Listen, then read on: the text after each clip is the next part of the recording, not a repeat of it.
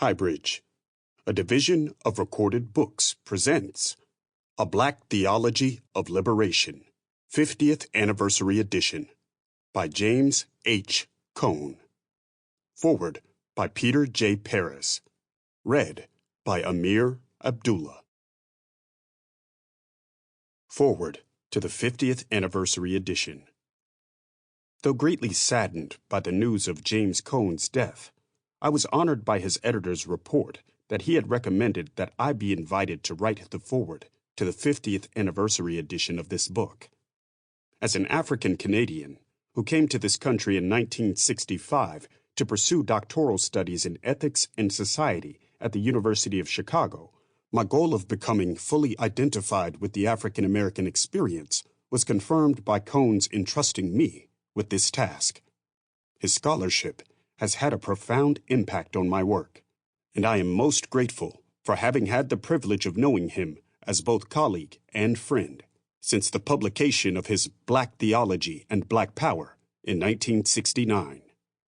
Prior to the birth of Black theology, all theological education in North America had ignored the problem of racism that permeated every dimension of life throughout the continent. During my seminary years in Nova Scotia in the 1950s, the atmosphere was abuzz with talk about Billy Graham's evangelistic crusades that were carefully orchestrated from the beginning to the climactic ending when the choir would sing the 19th century hymn by Charlotte Elliott, "Just as I Am," and thousands of people would come forward in response to an invitation to accept Jesus as their personal Savior. The isolation of that aim from all social contexts was as evident then as it was in the earlier centuries when Christian evangelists undertook their work in the midst of chattel slavery. The popularity of the event in 1957 at New York's Madison Square Garden was so great that it lasted 16 weeks. Strange as it may seem today, there was little or no conversation in our mid-20th century seminaries about Martin Luther King Jr., a young black Baptist preacher/theologian who around the same time had gained worldwide visibility as leader of the iconic Montgomery bus boycott that lasted for more than a year. Yet our seminaries seemed unmoved by his soaring prophetic rhetoric and the theological meaning he gave to the use of nonviolent resistance in a movement for social justice. Unfortunately, at that time, the struggle for civil rights was considered outside the boundary of theological inquiry. Such was the milieu that characterized the seminary experience of all blacks, including Cone, in the late 1950s and early 1960s. Born and raised in the small town of Bearden, Arkansas, surrounded by the terror of white supremacy and its fear-mongering vigilantism, it was necessary for Cone to bracket that experience throughout his seminary studies. That, in fact, may be the reason why his Ph.D. dissertation was on the doctrine of God in the thought of two prominent European theologians, Karl Barth and Paul Tillich, both far removed from the locus of his spiritual life in his home church, the New Macedonia African Methodist Episcopal Church. In June 1966, the young people in the Student Nonviolent Coordinating Committee, SNCC, joined their leader, Stokely Carmichael, in the rallying slogan of Black Power during the James Meredith March Against Fear in Mississippi. The act in the heart of the old Confederacy demonstrated the essence of courage. The term Black Power was clearly linked with the teaching of Malcolm X, who deplored Dr. King's philosophy of nonviolence and advocated the urgent pursuit of racial justice by any means necessary. All who heard that phrase quickly juxtaposed it with nonviolence and concomitantly assumed it to be a call for violence. Since the debate over nonviolence and violence in the quest for freedom remained unresolved, both then and now, the meaning of Black Power on that question was at best ambiguous for all who used it, including for James Cone, who wanted to keep it that way.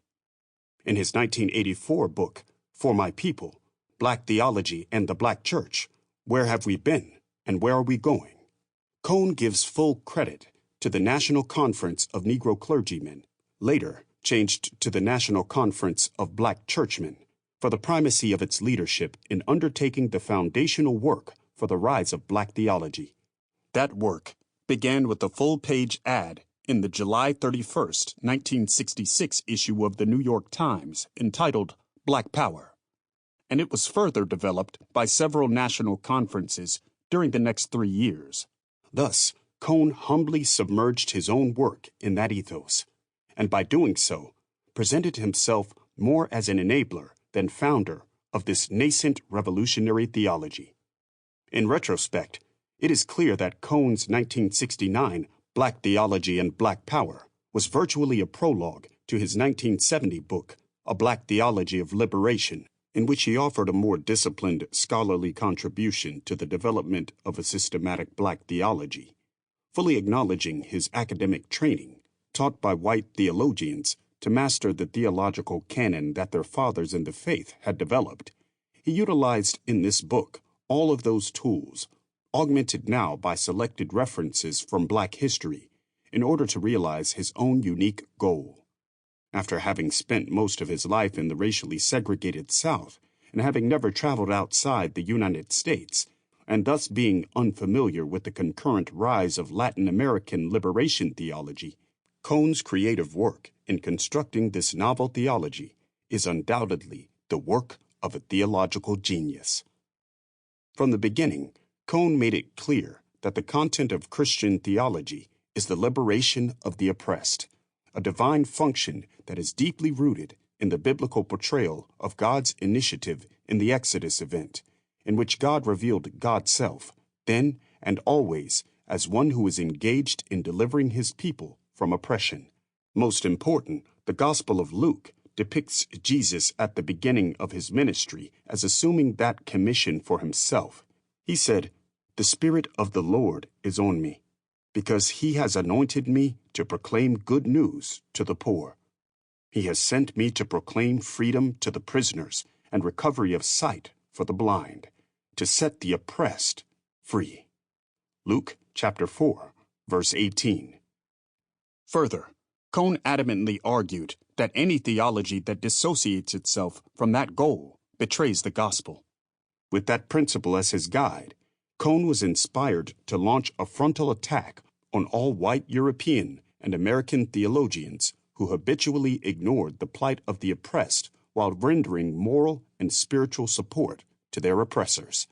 Thus, Cone issued a severe judgment of condemnation on all Western theology for neglecting God's work of liberating the oppressed in its midst. Though he always recognized that blacks were not the only oppressed people in America, he contended, nonetheless, that the history of this country has been saturated with the oppression of blacks, beginning with 4 centuries of enslavement that culminated in a plethora of social, political, and economic injustices in every succeeding historical period, up to and including our present age. Most important, Cone concluded that in America, blackness is a symbol for political oppression and theological liberation. The latter marks the struggle against the former. Thus, all who would be Christian in this land must therefore identify themselves with the black oppressed and work diligently for their liberation, because that is where the biblical God is to be found. In that regard, he called for whites to become black.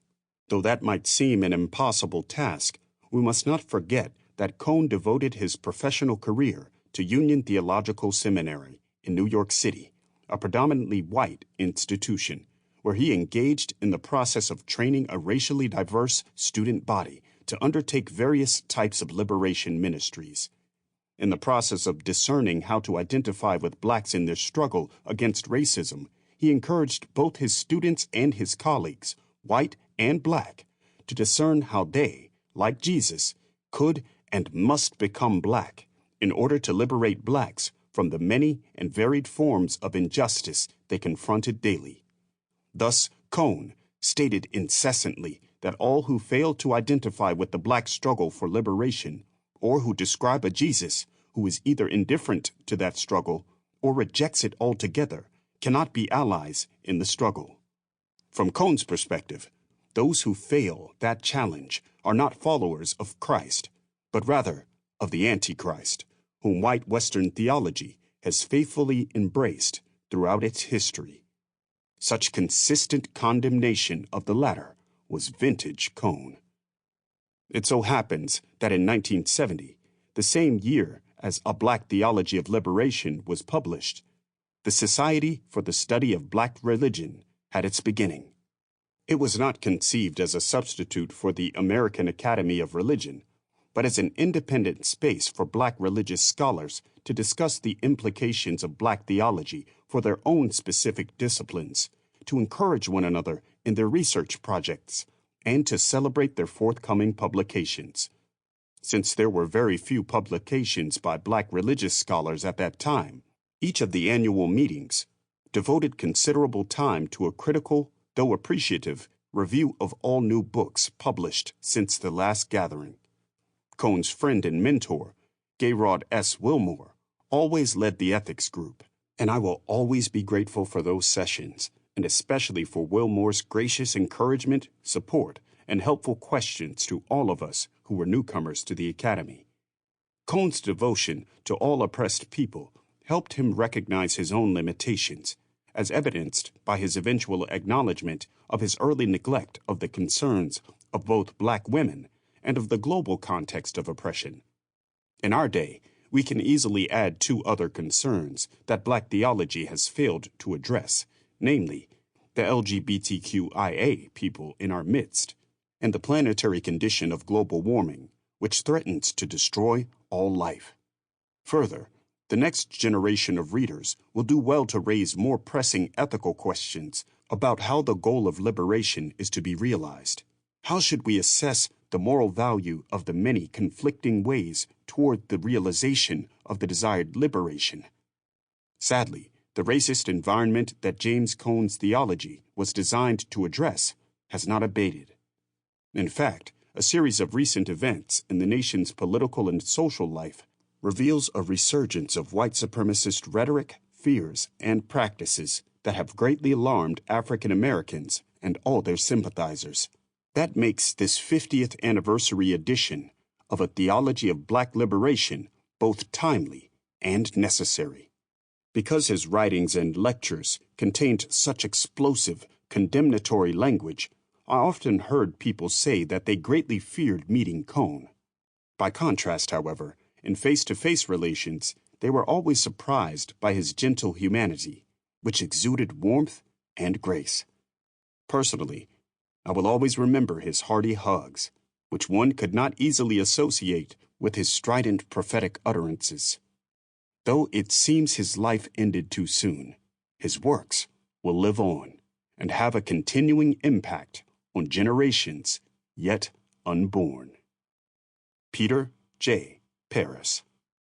Peter J. Paris is Elmer G. Hummerghausen Professor Emeritus, Christian Social Ethics, Princeton Theological Seminary. His many books include The Social Teaching of the Black Churches and the Spirituality of African Peoples. Forward to the 1986 edition.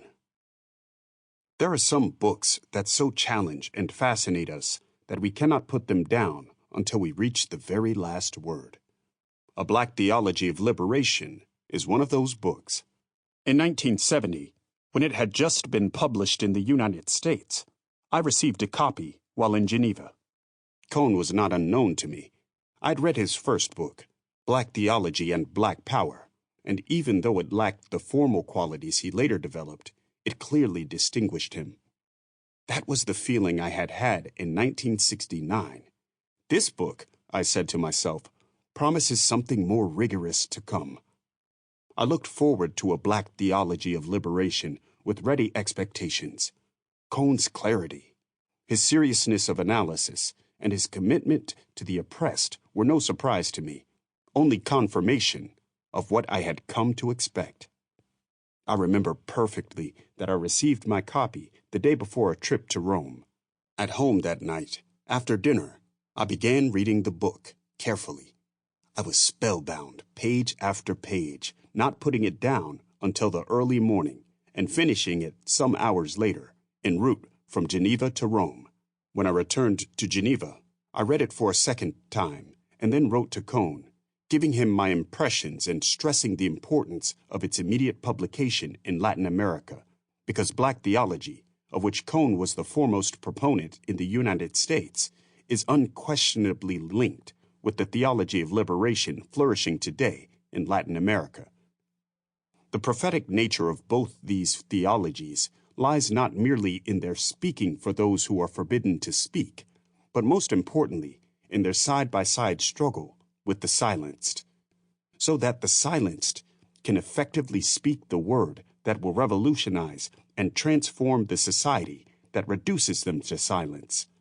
To speak the word, then, is not to say good morning, or to follow the prescriptions of the powerful who command and exploit. To speak the word is to make and remake history. The dominated and silenced classes can speak the word only when they take history into their own hands and dismantle the oppressive system that crushes them. Through revolutionary praxis, with critical and vigilant leadership, the dominated classes learn to proclaim their world, thus discovering the real reasons for their past silence. Hence, the eminently political nature of Black theology in the United States and of the theology of liberation in Latin America. Both these theologies tend increasingly to promote political action, but this does not mean that they are aberrations from theological purity or neutral theology. A white theology can be just as political as a Black theology, or a theology of liberation in Latin America. Although it is easily seen through, political concern seeks to hide the orientation of a white theology toward defending dominant class interests. This is why, though simulating neutrality, white theology is preoccupied with the conciliation of things that cannot be conciliated, why it denies so insistently the differences among social classes and their struggles, and why in its efforts for social good, it does not go beyond the kind of modernizing reformisms that only shore up the status quo. Thinking from the viewpoint of the dominant classes, theologians of this impossible neutrality employ mystifying language. They consistently attempt to soften the harsh, oppressive real world and exhort dominated classes to face their sacrifice with resignation. The pain and degrading discrimination they suffer, their very existence is a form of death, should be accepted by the dominated as purification for their sins. In short, the oppressed should thank their oppressors for the opportunities offered them to save themselves. The dominated classes need to transform their suffering, not submit to it. Submission to suffering is a form of annihilation, but transformation of suffering rekindles a faith that gives life. Only the faith that is born today, in the today of the struggle, can give meaning to the future.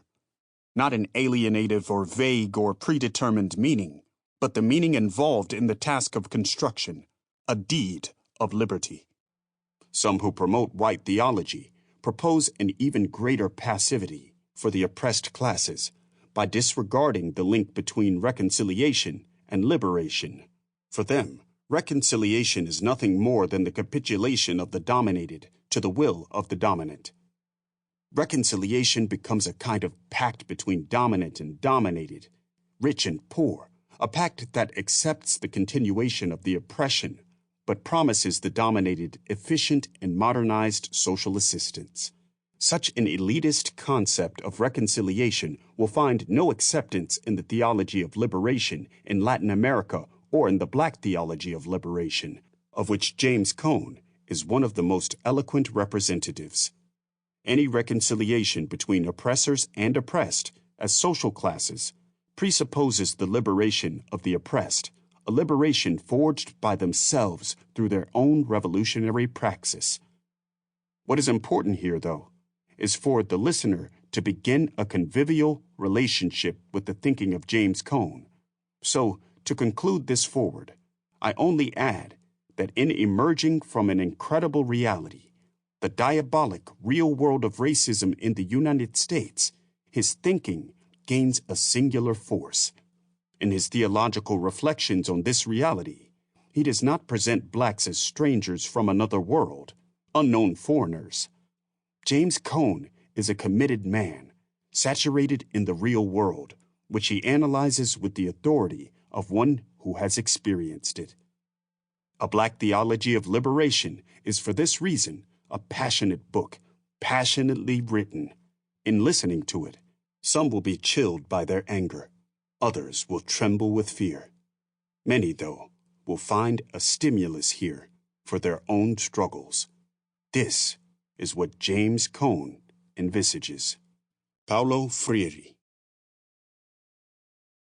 Preface to the 1986 edition. Theology is not universal language about God. Rather, it is human speech informed by historical and theological traditions and written for particular times and places. Theology is contextual language, that is, defined by the human situation that gives birth to it. No one can write theology for all times, places, and persons. Therefore, when one reads a theological textbook, it is important to note the year of its publication, the audience for whom it was written, and the issues the author felt compelled to address. A Black Theology of Liberation was first published in 1970, and it was written for and to Black Christians, and also to whites who had the courage to listen, in an attempt to answer the question that I and others could not ignore, namely, what has the gospel of Jesus Christ to do with the Black struggle for justice in the United States? This book cannot be understood without a keen knowledge of the civil rights and Black Power movements of the 1960s and a general comprehension of nearly 400 years of slavery and segregation in North America, both of which were enacted into law by government and openly defended as ordained of God by most white churches and their theologians. I can remember clearly when I first sat down to write this text. It was immediately following the publication of my first book, Black Theology and Black Power, 1969. Although Black Theology and Black Power appealed to many Black and white radicals who were interested in the theological implications of Black Power, I knew that most Christians, Black and white, especially theologians and preachers, would need a deeper analysis of Christian doctrine, using traditional theological concepts before taking Black theology seriously. When I began to write A Black Theology of Liberation, I was deeply involved in the Black struggle for justice and was still searching for a perspective on Christian theology that would help African Americans recognize that the gospel of Jesus is not only consistent with their fight for liberation, but is its central meaning for 20th century America. I was completely unaware of the beginnings of liberation theology in the Third World, especially in Latin America. Neither did I know much about the theme of liberation in African American history and culture. Unfortunately, my formal theological and historical knowledge was primarily limited to the dominant perspectives of North America and Europe. But despite these limitations, I was determined to speak a liberating word for and to African American Christians, using the theological resources at my disposal. I did not have the time to do the theological and historical research needed to present a balanced perspective on the problem of racism in America. Black men, women, and children were being shot and imprisoned for asserting their right to a dignified existence.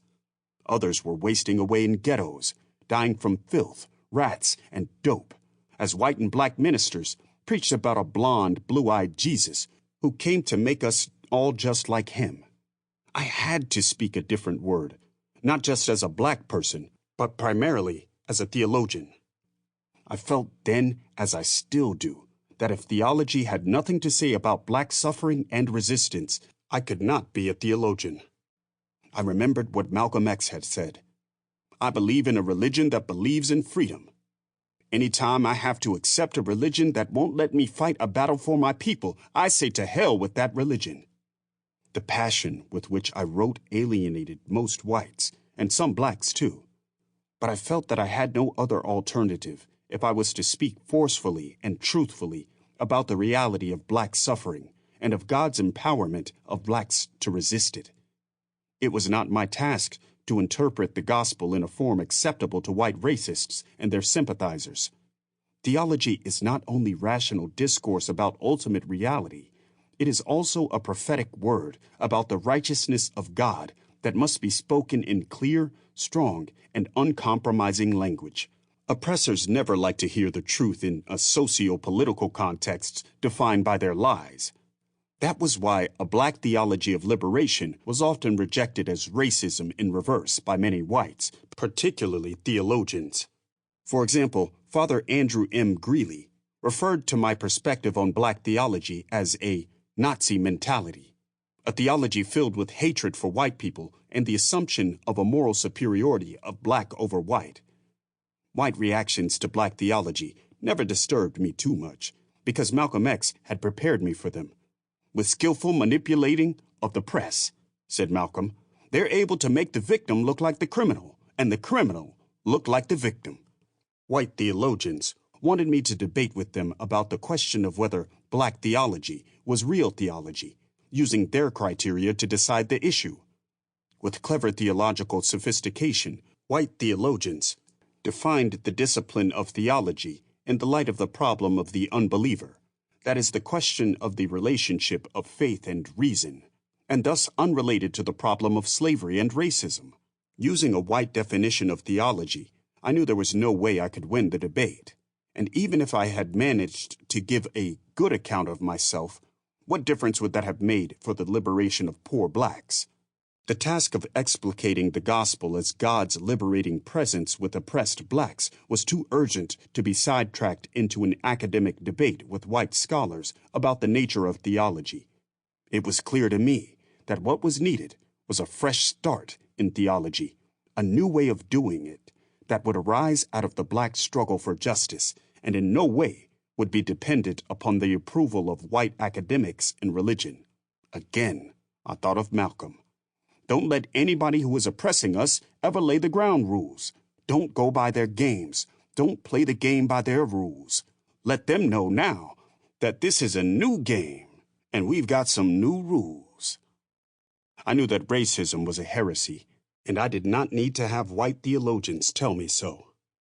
Indeed, the exploitation of persons of color was the central theological problem of our time. The problem of the 20th century, wrote W.E.B. Du Bois in 1906, is the problem of the color line, the relation of the darker to the lighter races of persons in Asia and Africa, in America and the islands of the sea. Just as whites had not listened to Du Bois, I did not expect white theologians to take black theology seriously. Racism is a disease that perverts one's moral sensitivity and distorts the intellect. It is found not only in American society and its churches, but particularly in the discipline of theology, affecting its nature and purpose. White racist theologians are in charge of defining the nature of the gospel and of the discipline responsible for explicating it. How strange! They who are responsible for the evil of racism also want to tell its victims whether bigotry is a legitimate subject matter of systematic theology. I had no patience with persons, white or black, who expected me to remain cool and calm as whites played their racist theological games. I felt deeply that the time had come to expose white theology for what it was, a racist theological justification of the status quo. To understand the content and style of a black theology of liberation, one must have empathy for the depth of my anger regarding the presence of racism in theology, with white theologians trying first to deny it and then to justify it. I could barely contain my rage whenever I read their books or found myself in their presence. They were so condescending and arrogant in the way they talked about black theology, always communicating the impression that it was not genuine theology because it was too emotional and anti-intellectual. Furthermore, it did not deal with the proper subject matter of theology, namely, the rational justification of religious belief in a scientific and technological world that has no use for God. I refused to let them intimidate me with their intellectual arrogance, quoting persons and documents of the Western theological traditions, as if knowledge of them were a prerequisite for even calling oneself a theologian. I kept thinking about my mother and father, and all the poor blacks they symbolized in African American history and culture in order to... Sample complete. Ready to continue?